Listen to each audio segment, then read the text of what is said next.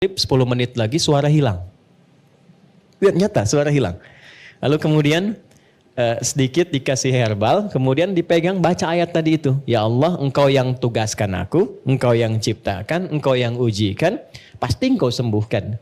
Kemudian kita tingkatkan keyakinan, alhamdulillah begitu mengisi, ada lagi. Dan setelah ceramah, hilang lagi. Ya supaya istirahat dulu gitu ya, nggak banyak ditanya gitu. Setelah itu kembali lagi. Itu satu. Nah yang kedua, kalau sudah ada penyakitnya yang divonis bahkan secara medis, ini nggak mungkin. Ini mustahil. Ini nggak bisa. Itu pindah nanti ayatnya ke Quran surah 21 ayat 83 sampai 84. Quran surah 21 Al-Anbiya ayat 83 sampai 84. Ya kita sambil nunggu rapi dulu baru kita mulai.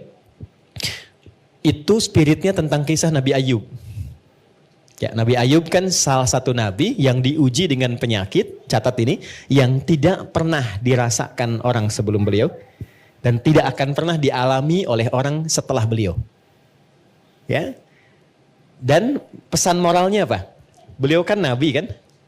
Oke, rasul, orang soleh paling baik di zamannya. Sakit parah. Oke? Baik, saya mau tanya, kalau Nabi Ayub itu berbuat maksiat tidak? Tidak kan? Baik. Pernah berbuat yang buruk tidak? Tidak. Jadi jangan selalu simpulkan kalau sakit itu karena maksiat. Jangan selalu simpulkan kalau sakit itu karena saya banyak salah misalnya. Tidak. Ada di antara sakit itu yang Allah turunkan untuk menunjukkan sayang Allah kepada hambanya. Karena dalam kondisi orang sakit yang sakitnya sedemikian sulit, bukankah di titik itu dia selalu dipaksa untuk mendekat kepada Tuhannya? Kan nyebut Allah, sholatnya makin meningkat, puasanya makin tambah, zikirnya makin kuat. Nah sedangkan Allah kan paling senang kalau ada hamba yang terkoneksi dengannya. Karena itulah Nabi Ayub ketika di titik beliau sudah kurang lebih 20 tahun diuji dengan penyakit itu, istrinya tanya begini, ini agak cepat ya, Papa kan Nabi, Rasul. Kalau minta sama Allah pasti dikabul. Kenapa enggak angkat tangan, minta supaya disembuhkan? Perhatikan bagaimana Ayub alaihissalam bertanya, berapa lama kita diuji dengan sehat dan kaya? Nabi Ayub itu kaya, sehat, dan sejahtera. Anaknya 12. Sejahtera. Lalu hari pertama diuji, mohon izin, mohon maaf, itu kekayaannya habis.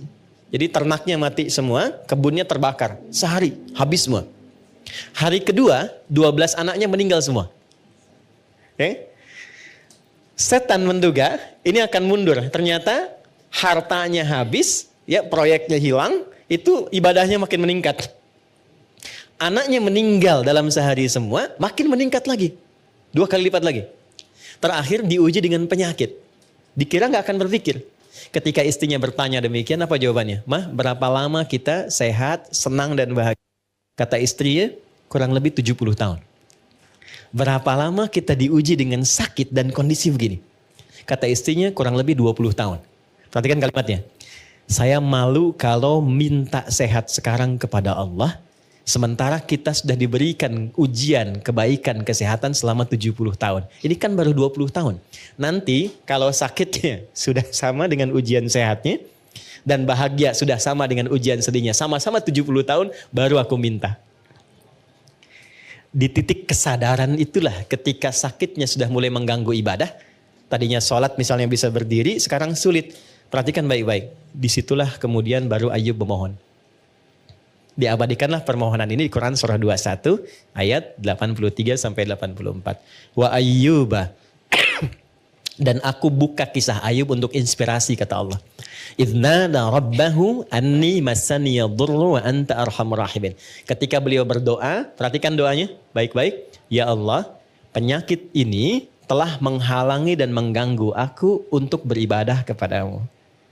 Jadi minta sehatnya itu bukan untuk olahraga. Minta sehatnya bukan untuk bekerja. Tapi minta sehatnya itu untuk ibadah. Itu poinnya. Barangkali dari sekian banyak kita diuji ada bagian organnya mungkin belum pernah dipakai ibadah. Kan? Nah, pesan keduanya, pesan moralnya, kalau minta sesuatu ingin cepat, arahkan kepentingan ibadah.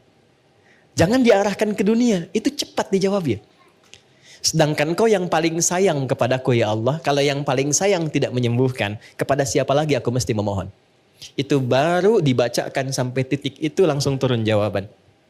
Fastajabna lahu fakashafna bihi. Ya. Kemudian kami sembuhkan Ayub. Lalu kami buka semua kesembuhannya itu.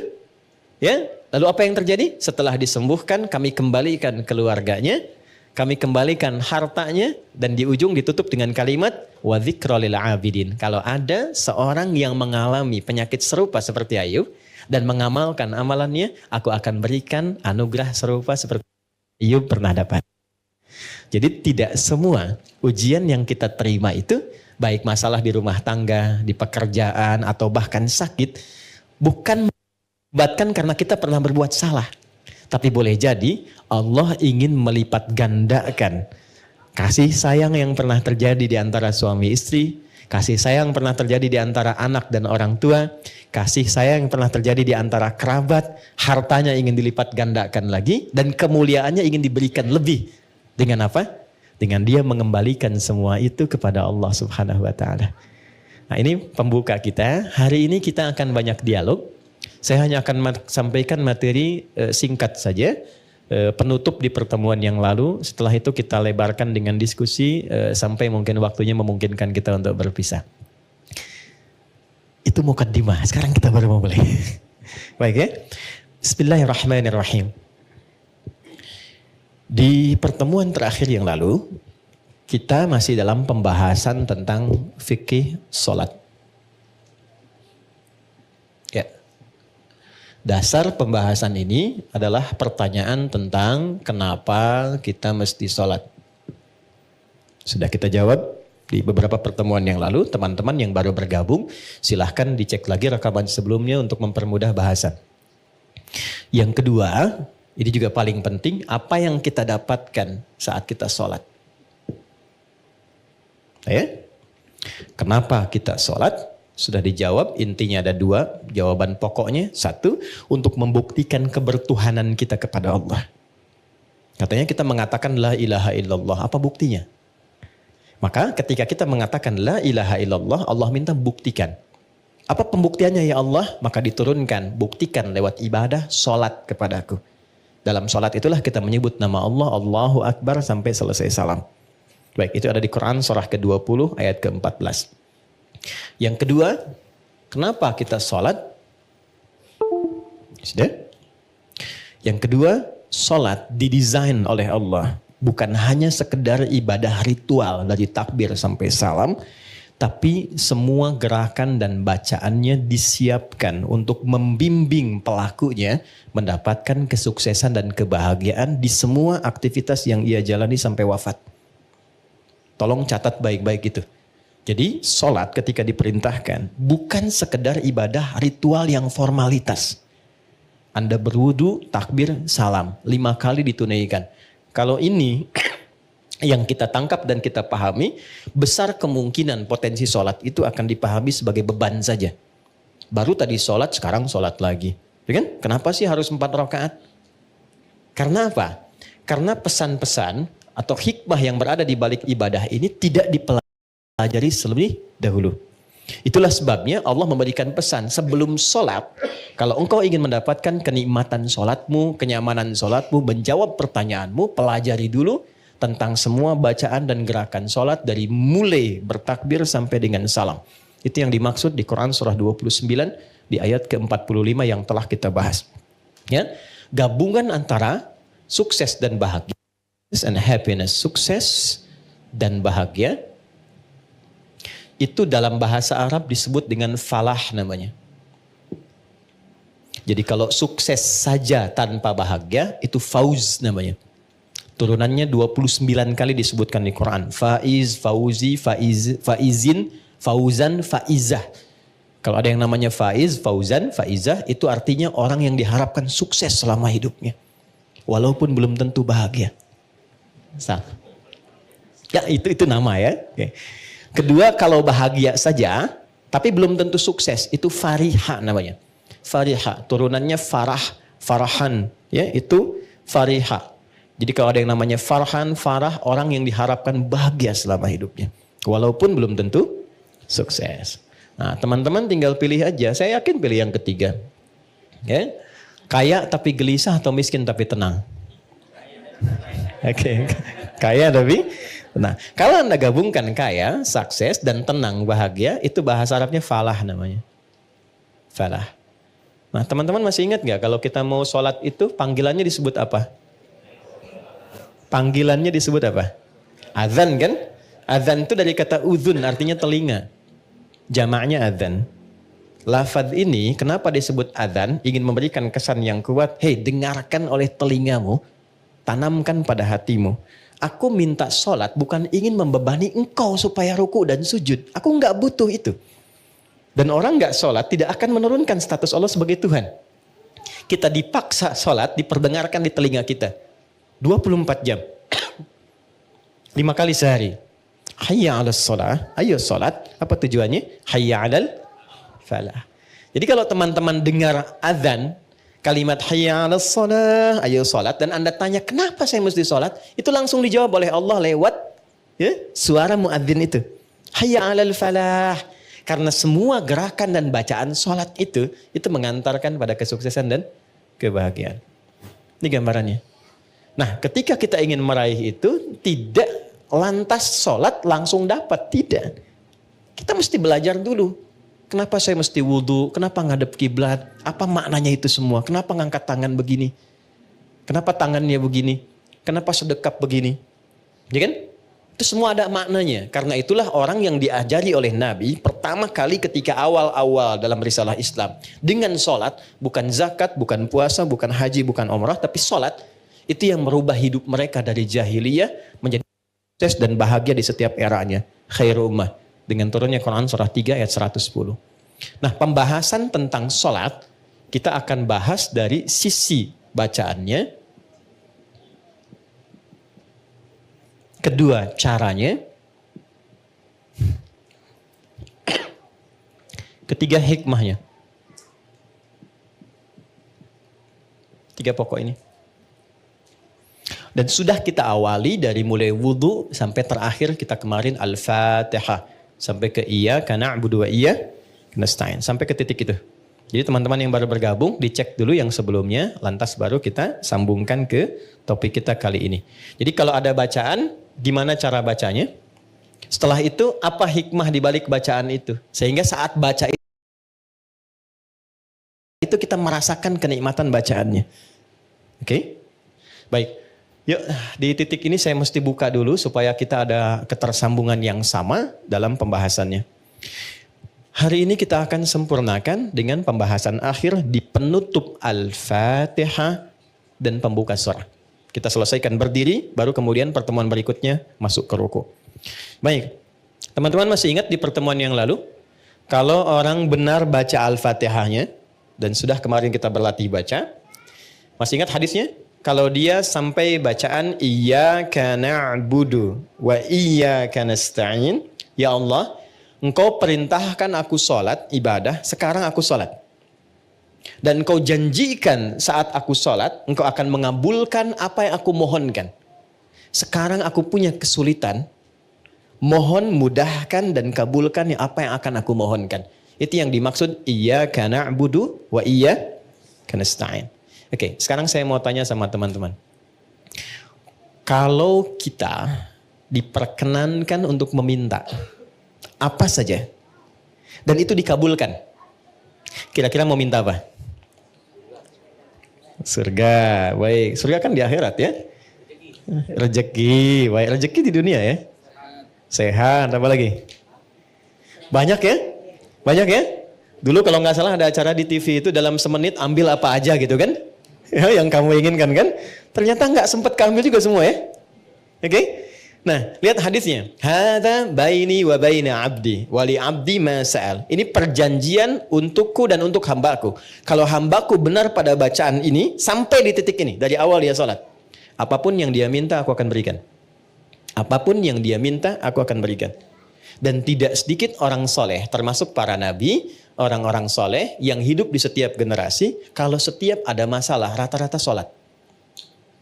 Demi Allah, rata-rata salat. Saya tidak bermaksud memberikan nasihat ya, hanya sharing saja. Ada pesan di Quran gini, kalau sedang ada masalah, khususnya di rumah tangga, itu curhatkan di atas sajadah. Itu poinnya. Kalau sedang ada masalah, khususnya di rumah tangga, curhatkan di atas sajadah. Itu ada di Quran, surah ke-12 ayat 86. Innama ashku bathi wa huzni ilallah. Adukan, tumpahkan di atas sajadah. Maka yang pertama Allah berikan satu ketenangan dalam jiwa. Jadi walaupun solusinya belum ada, tapi hatinya sudah tenang. Ya. Awas, sajadahnya nggak usah dilebarkan sampai ke Instagram, ke Facebook, nggak usah. Ya, di tempat kita ya. Semakin lebar, semakin meluas persoalannya. Itu janji Allah. Yang kedua, ketika kita tumpahkan, ketenangan diberikan. Nah, ketenangan inilah langkah awal yang memberikan kejernihan dalam berpikir sehingga kita mudah melangkah untuk menyelesaikan persoalan. Ketika jernih itulah baru Allah kirimkan solusi. Ya. Nah, sifat kita melakukan itu disebut dengan takwa namanya.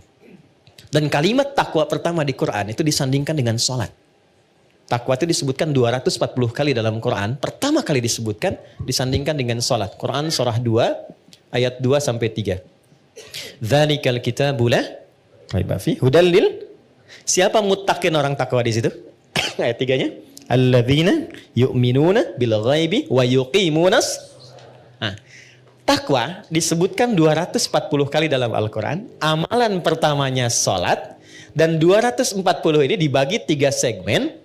Ada segmen ritual seperti sholat ini. Ada segmen sosial seperti berbagi dengan sesama. Ali Imran ayat 133. Ada segmen rumah tangga. Dan ini segmen rumah tangga ditempatkannya di persoalan tertinggi di rumah tangga yang mengantarkan pada puncaknya. Yaitu perselisihan yang menghadirkan misalnya perpisahan. Disebut dengan tolak. Ini ditempatkan di Quran surah 65. Surahnya surah At-Tolak. Ayatnya persis sama dengan ini. 2-3. Coba lihat. Ini bukan dimirip-miripin ya. Saya nggak punya TikTok deh yang sekali ketik langsung tok jadi gitu ya. Enggak. Ini ada ilmu tentang keserasian ayat-ayat dan nomor-nomor dalam Quran. Ditempatkannya di sini.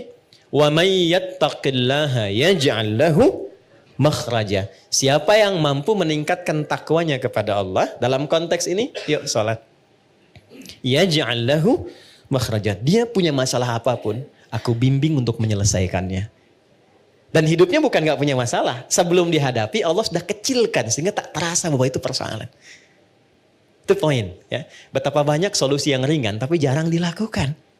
Kita memilih berdebat dengan pengetahuan, dengan kekayaan, dengan macam-macam sehingga gak selesai-selesai. Padahal solusinya simpel. Baik ya? Satu ini. Nah sekarang ada yang lebih dahsyat lagi. Begitu selesai benar baru sampai iyyaka na'budu wa iyyaka nasta'in. Sedang punya masalah apa? Mau minta apa? Ada keperluan apa? Mohonkan.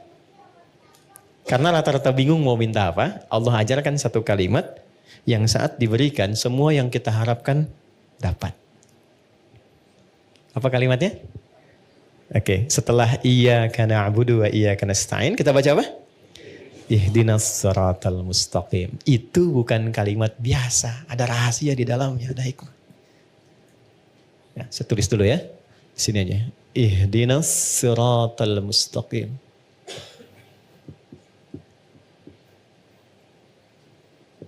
Ya. Pelan-pelan. Nanti kita belajar sama-sama cara baca ini dan menyelaraskannya dengan suasana hati kita seperti apa. Karena ini dijawab nanti ketika kita baca ada jawabannya di ayat lain. Baik ya? Ihdinas siratal mustaqim. Nah, teman-teman kalau diterjemahkannya apa? Tunjukkan kami jalan yang lurus. Ah, itu terjemah tekstual. Baik ya? Itu bisa efektif dibaca saat haji nanti. Ya, saya pernah jadi petugas 2010. Ada jemaah tersesat. Keluar dari maktab dia bingung ketemu tentara orang Arab, dia nanya. Jadi orang Arab yang nggak bisa bahasa Indonesia, dia nggak bisa bahasa Arab. Tapi pintar orangnya. Tidak putus harapan, dia buka gawang maktabnya ditunjukkan. Pak katanya, ihdinas siratal mustaqim. Tunjukkan saya jalan yang lurus ke maktab. Ya. Tapi yang hebat tentaranya itu juga nggak kalah cerdik. Begitu dilihat maktabnya kan ada di gelangnya itu. Maka dia tunjukkan siratal ladzina an'amta 'alaihim ghairil maghdubi 'alaihim waladdallin. Lulus jalan ini, jangan belok-belok kamu sampai gitu. Itu pernah kejadian. Oke. Ihdina. Ya Allah mohon tunjukkan kami. Ihdina itu dari ahda yuhdi, asalnya dari hidayah. Hidayah superlatifnya hudan. Oke, pelan-pelan. Ihdi itu bentuk permohonan. Berikan kami hudan. Ini asalnya. Ya, pelan-pelan. Berikan kami hudan. Apa itu hudan? Hudan itu asalnya semua solusi yang kita butuhkan dalam hidup. Simpel sekali. Semua solusi yang kita butuhkan dalam hidup. Contoh. Al-Quran itu disebut hudan oleh Allah. Al-Baqarah ayat 185. Ya syahrul Ramadan alladzi unzila fihil Quran hudan linnas. Kenapa Al-Quran disebut hudan? Karena isinya 6.236 ayat dari Al-Fatihah sampai An-Nas itu semua isinya solusi buat kehidupan kita. Tentang anak ada di situ, tentang pekerjaan ada di situ.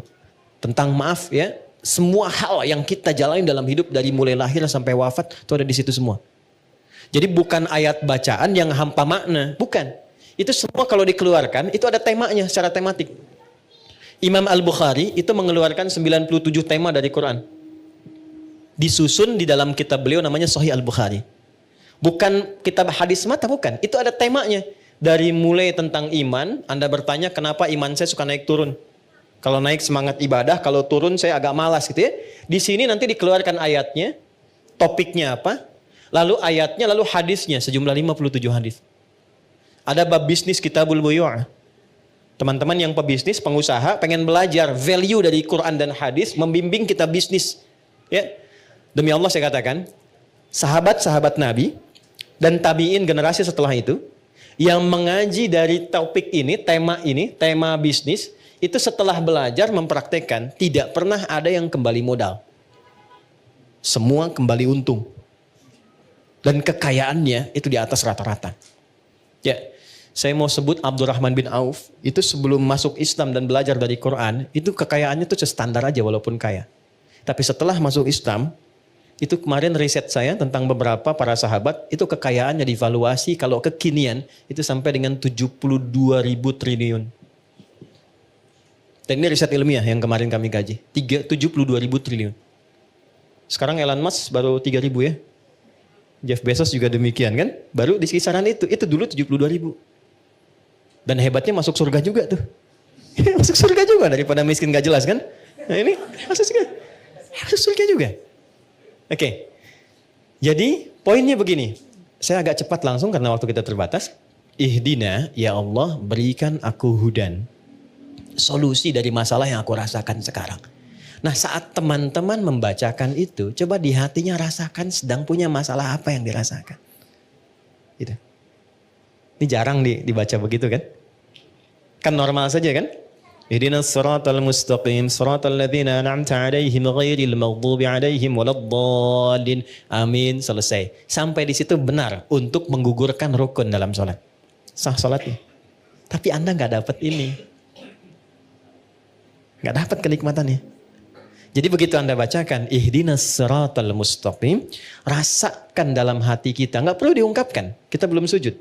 Nggak perlu diungkapkan. Rasakan dalam hati ada masalah apa yang dibawa dalam sholat. Karena Allah itu Maha tahu orang sholat itu pasti punya persoalan. Pasti bawa masalah. Ini kan tenang-tenang senyum-senyum itu ya boleh jadi juga ada masalah kan. Nggak semuanya tenang kan dalam hatinya kan. Sama. Nggak ada orang dari subuh sampai zuhur nggak punya masalah, itu nggak ada itu. Ya nggak ada, semua orang punya persoalannya. Maka Allah tunggu sampai zuhur itu, kita minta supaya diselesaikan. Maka ketika selesai zuhur, nikmat kita menjalani siang sampai sore. Itu hikmahnya demikian, filosofinya begitu. Jadi begitu Anda bacakan, ihdinas siratal mustaqim, ya Allah mohon berikan solusi. Kan? Atas semua persoalan yang hamba sedang rasakan saat ini dan Engkau Maha mengetahui dengan itu semua. Oke. Lalu Allah berikan